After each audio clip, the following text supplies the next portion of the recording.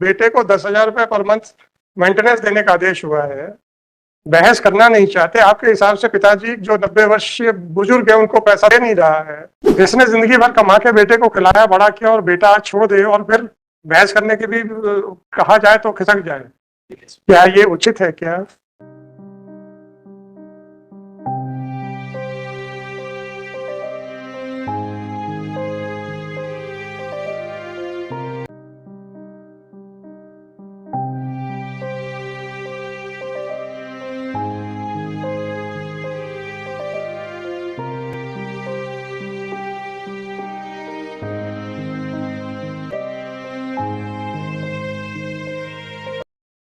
अगर केस ना बढ़े तो कोर्ट से भाग जाओ और कोर्ट डिसमिस डिफॉल्ट कर दे तो हंगामा मचा दो।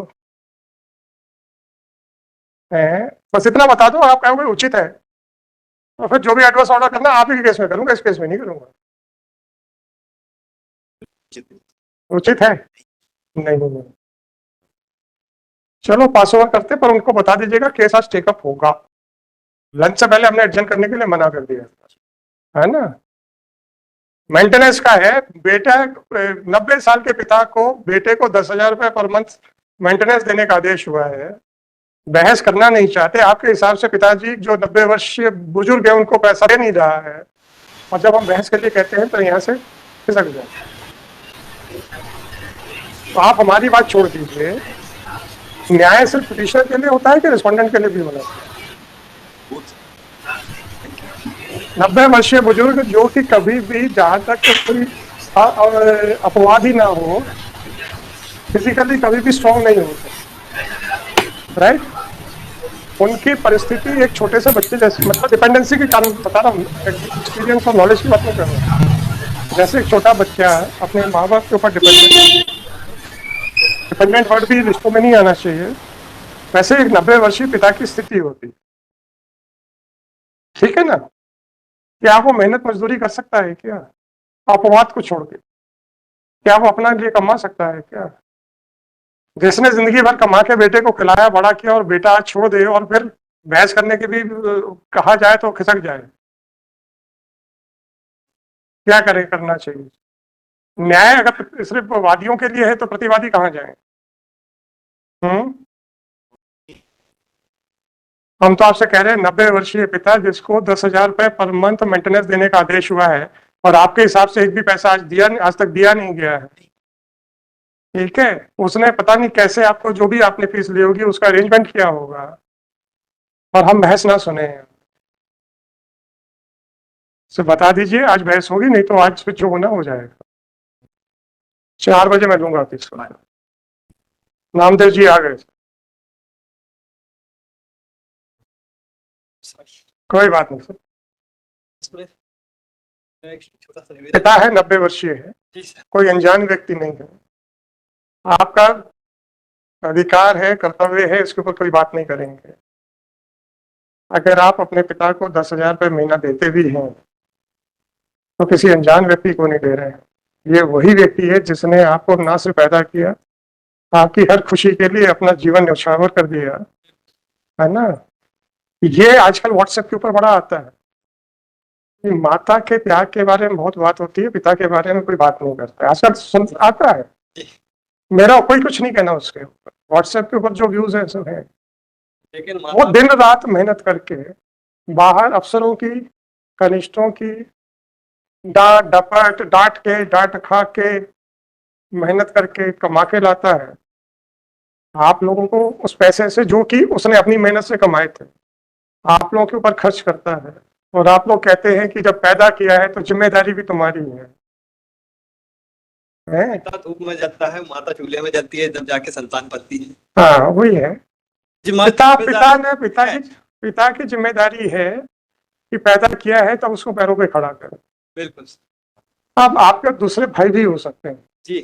हम फिर खो खो का खेल क्यों खेलते हैं कि पिताजी को फेंक के छोटे भाई की तरह, छोटा मझले भाई की तरह, मझला बड़े भाई की तरह, पिताजी बस एक फुटबॉल बन जाते हैं जो ठोकर खाते रहते हैं हर एक से।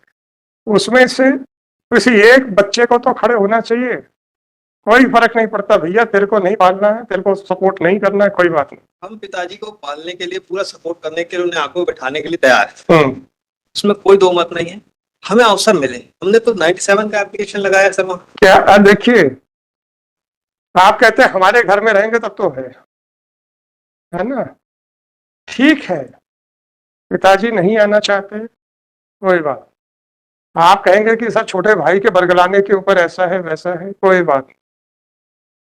कर्म किए जा फल की इच्छा मत करे इंसान, गाना भी बना हुआ है। हम इफ्स एंड बट्स अपनी जिम्मेदारी भी क्यों लगाते हैं?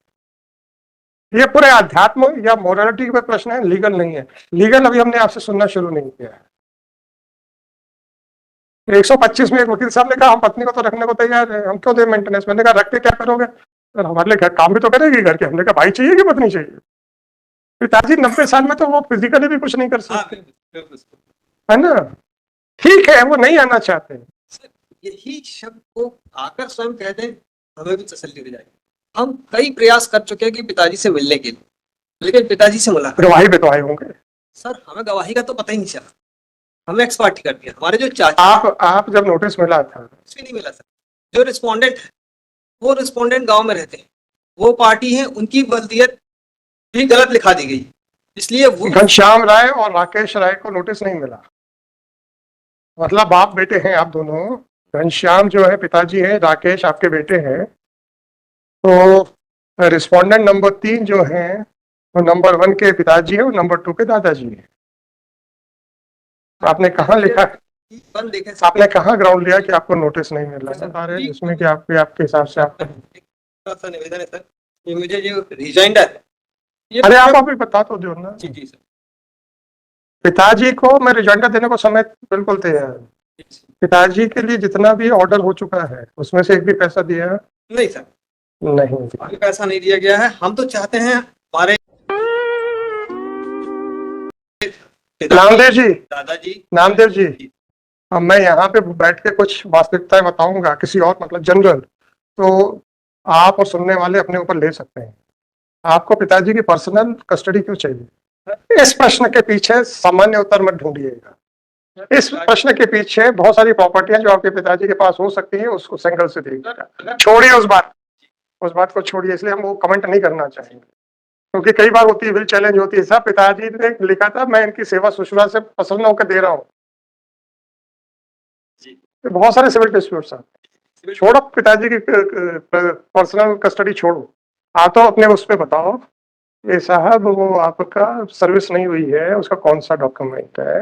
सर यही है कि ये हमें एग्जीक्यूशन के थ्रू पटवार ने लाके दी। अरे मेरे भाई सर्टिफाइड कॉपी निकाली होगी ना आपने वहाँ की प्रोसीडिंग्स की। सर हमें ऑल ऑर्डर शीट्स, सर वो कॉपी निकलवानी है सर, वो निकल नहीं पाई है सर। तो फिर आप तो सर फ्रेश फाइल करो। हम तो ये कहते हैं आधी अधूरी पिटीशन क्यों फाइल होती है सर? आधी अधूरी पिटीशन क्यों फाइल होती है?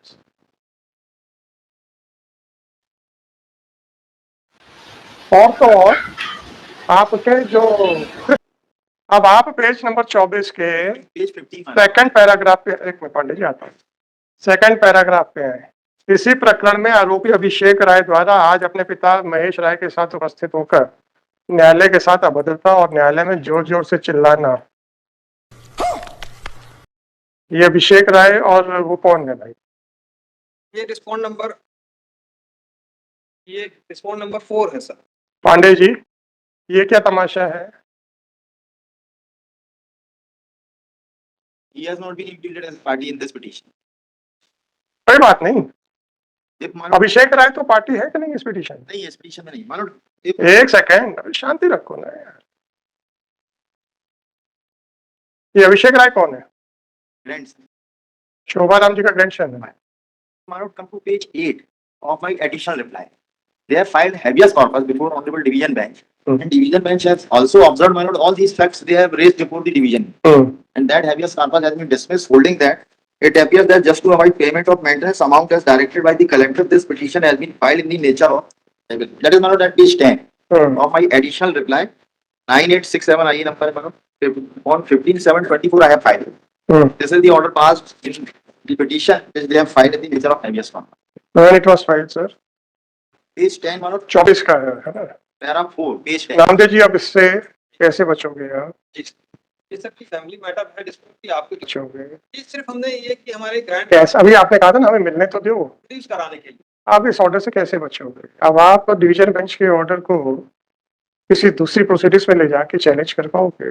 ये प्रश्न है। ऑब्जेक्शन तो उसका मैं आज अगर ये लिखूं कि इनको मिलने दिया जाए तब तक मेंटेनेंस अमाउंट रोका जाता है, तो क्या ये डिवीजन बेंच का जस्ट कॉन्ट्रेरी नहीं हो जाएगा? तो मैं आपकी कस्टडी नॉन कस्टडी के ऊपर तो बात ही नहीं कर सकता। हाँ, सिर्फ हमारा रीजन इतना था कि हमारी 97 की एप्लीकेशन में हमने कभी मुलाकात नहीं की, दादाजी कभी कोई बात नहीं ना। चाहते थे कि हमारे ग्रैंडफादर कोर्ट आए, उनको मुलाकात करें, साहब वो कैसे हैं, क्या है, कोर्ट का बार बार अरे मेरे भाई कोई बात नहीं, जिंदा तो है ना। हमें तो भी जानकारी नहीं है ना, हमें बात फोन पे होती है, बात ना मुलाकात होने देती है। मैं अब उसके ऊपर बात नहीं कर पाऊंगा ना, आप भी मेरी मजबूरी समझते